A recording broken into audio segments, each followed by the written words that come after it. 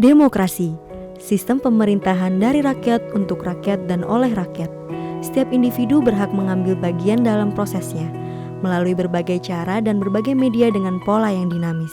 Perkembangan demokrasi di Indonesia, khususnya berkaitan dengan perilaku masyarakat, ini sesungguhnya kalau boleh saya sebut menunjukkan sebuah bentuk baru. Nah, kenapa kok bentuk baru? Karena perilaku masyarakat ini kalau boleh dibilang agak susah ditebak. Kadang masyarakat tertib, kadang kemudian masyarakat acuh. Kanal-kanal untuk menyuarakan pendapat itu kan ada banyak sekali. Termasuk juga lembaga-lembaga yang punya fungsi untuk menampung aspirasi masyarakat. Tapi kalau boleh saya sebut, sejauh mana tingkat efektivitas suara tadi dapat didengar.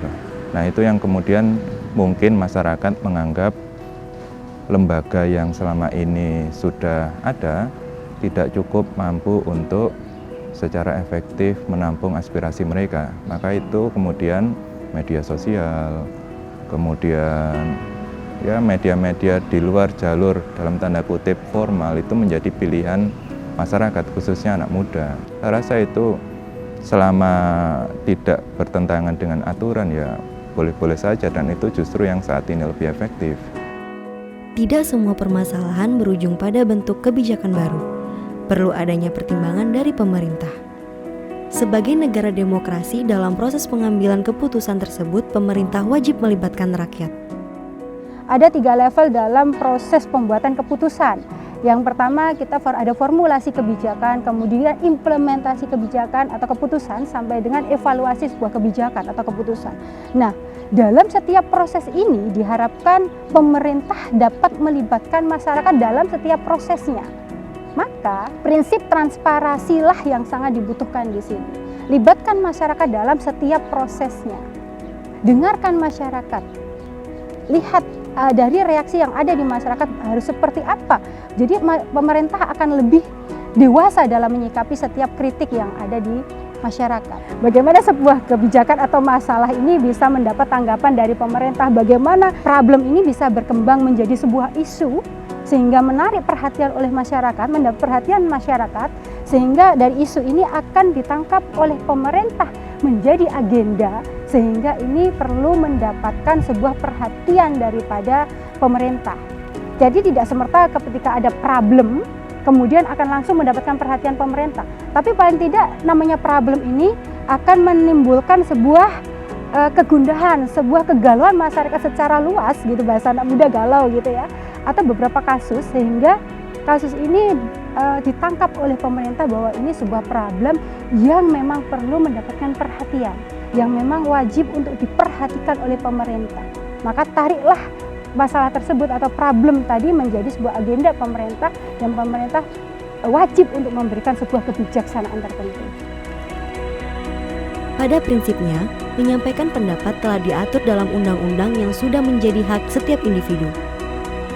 Reaksi pemerintah dalam menanggapi suatu aspirasi yang kemudian menjadi isu besar kerap disorot dan menjadi persoalan yang panjang. Beberapa waktu lalu terkait dengan istilahnya apa ya, kebebasan berpendapat kemudian dibenturkan dengan undang-undang ITE, itu juga menjadi salah satu case-nya.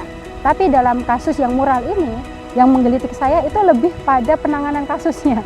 Menurut saya yang saya khawatirkan di sini adalah penanganan kasus yang terlalu berlebihan ini akan malah menampakkan bahwa pemerintah kita itu menjadi pemerintah yang kebal kritik, pemerintah yang anti kritik begitu. Takutnya kebebasan masyarakat ini yang dikekang kembali. Ya, kebebasan masyarakat berekspresi, kebebasan masyarakat berpendapat ini yang dikekang kembali. Kalau kita ingat bahwa sebenarnya kebebasan ini dilindungi oleh undang-undang, gitu kan? Bahkan hukum internasional pun melindungi ini. Mural yang kemudian disikapi secara dalam tanda kutip menurut saya berlebih ya. Kenapa kok berlebih? Karena kemudian pemerintah sampai turun tangan sendiri menghapus dan kemudian sampai mencari tahu siapa ini pelakunya. Padahal yang dilakukan oleh si pelaku itu kan sama sekali tidak menyasar person. Ya, kalau mungkin gambar ya bisa ditafsirkan macam-macam. Tapi yang jelas kalau pertanyaannya apakah itu melanggar aturan, Menurut saya sebagai ahli hukum pidana tidak. Prinsipnya yang dianggap melanggar aturan itu adalah yang bisa menyebabkan harga diri seseorang menjadi jatuh.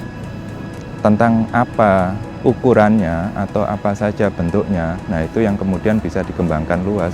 Yang dilarang adalah dampak dari tulisan itu, dampak dari perbuatan-perbuatan itu kalau bisa menyebabkan, kalau tadi saya sebut jatuhnya harga diri seseorang, atau misalkan menyampaikan suara tapi belum tentu juga terbukti kebenarannya. Lah itu yang kemudian menimbulkan masalah. Pendek kata, sepanjang akibat dari semua perbuatan itu bisa menjatuhkan harga diri atau menjatuhkan harkat martabat atau menyebabkan rendahnya seseorang, nah itu yang kemudian dilarang. Bebas yang sesuai dengan peraturan. Seperti itulah etika dalam menyampaikan pendapat yang harus dipegang oleh masyarakat. Dan juga dalam menghadapi suatu persoalan, pemerintah tetap harus mempertimbangkan berbagai aspek. Bertindak cepat tanpa harus gegabah. Bagaimana pemerintah menyikapi aspirasi masyarakat?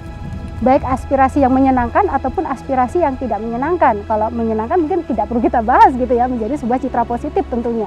Tapi kalau aspirasi yang tidak menyenangkan atau ketidakpuasan masyarakat, nah maka ini harus hati-hati pemerintah menanggapinya.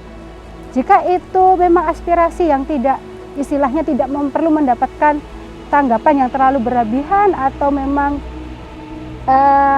hanya perlu diskusi, maka marilah didiskusikan dengan baik-baik. Marilah masyarakat diingatkan dengan cara yang baik-baik.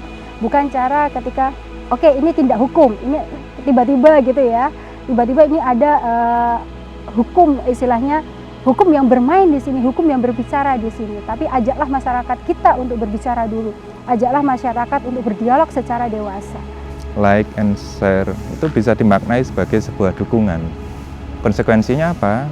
Kalau kemudian yang kita dukung itu adalah pendapat yang salah atau suara yang melanggar hukum, maka kemudian ya bisa berdampak pada yang menge-like atau yang menge-share. Jadi ini yang kemudian harus diwaspadai, hati-hati, sangat simpel kan menge-like, kemudian share, tapi ternyata berdampak serius kalau yang kita dukung itu ternyata tidak benar. Hukum menyasar dan tidak ada alasan, saya tidak tahu. Tahu tidak tahu, suka tidak suka, kemudian itu iseng atau tidak, kalaupun sikapnya itu dipandang menyalahi aturan, ya tidak ada ampun, akan berdampak bagi si yang sekedar menge-like tadi. Cara-cara yang mungkin sedikit radikal itu adalah cara, menurut saya itu adalah cara kuno gitu ya. Kalau selama kita masih bisa berdiskusi, pemerintah kita masih bisa menerima suara kita, pegang prinsip tersebut begitu. Namun pemerintah pun juga harus lebih hati-hati, dan pemerintah pun juga harus lebih waspada, tidak perlu overreaksi, tidak perlu tergesa-gesa dalam menanggapi segala sesuatu, tapi bukan berarti terlalu lambat juga dalam menangkap suatu fenomena yang ada di masyarakat. Karena dalam kondisi yang seperti ini, kondisi yang tidak menentu saat ini, diperlukan pemerintah yang cepat tanggap namun penuh kehati-hatian.